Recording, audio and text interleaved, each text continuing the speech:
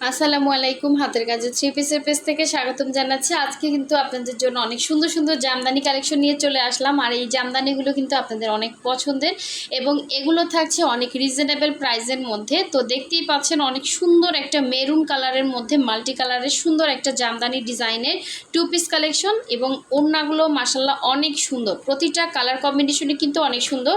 So ফার্স্টে হচ্ছে যারা আমাদের চ্যানেলে নতুন আছেন অবশ্যই চ্যানেলটা সাবস্ক্রাইব করে ফেলবেন এবং সাথে সাথে ভিডিওতে একটা লাইক দিবেন যাতে নতুন ভিডিওগুলো আপনাদের কাছে দ্রুত পৌঁছে যায়।